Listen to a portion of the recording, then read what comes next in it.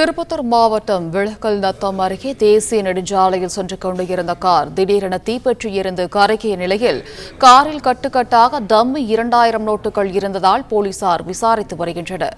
இதுகுறித்தான முழு விவரங்களுடன் இணைகிறார் செய்தியாளர் திருநாவுக்கரசு. வணக்கம், விவரங்கள் என்ன? வணக்கம்.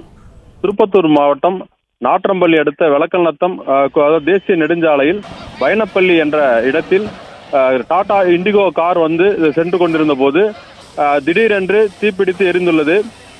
அந்த நிலையில் அந்த காரை ஓட்டி வந்த நபர் சென்னை சேர்ந்த நபர் என்றும் கூறப்படுகிறது. அது அபிநரசிம்மன் என்பவரும்.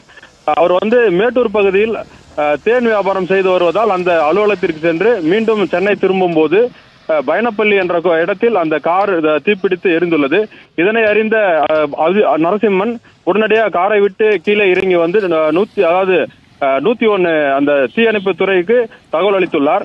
அதன் அடிப்படையில் நாற்றம்பள்ளி தீயணைப்பு துறையினர் சம்பவ இடத்திற்கு விரைந்து சென்று அந்த தீயை அணைக்கும் போது கார் டிக்கியில் பின்புறமாக செய்தித்தாள்கள் மூடப்பட்ட நிலையில் 2000 ரூபாய் நோட்டுகள் கட்டுக்கட்டாக இருந்ததை கண்டு அதிர்ச்சி அடைந்துள்ளார். அதே போன்று அந்த நோட்டுகள் அனைத்தும் ஜெராக்ஸ் எடுக்கப்பட்டு அந்த கட்டுக்கட்டாக கனரா வங்கி என்று சொல்லக்கூடிய அந்த வங்கியின் அந்த அட்டையை அதாவது கட்டுக்களில் மூடப்பட்டு அந்த நோட்டுகள் 2000 நோட்டுகள் இருந்துள்ளது.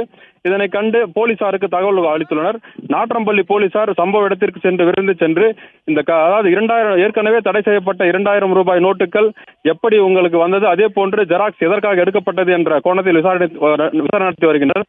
அவர் சினிமா தயாரிப்பாளர் என்றும் சினிமா படம் எடுப்பதற்காக இந்த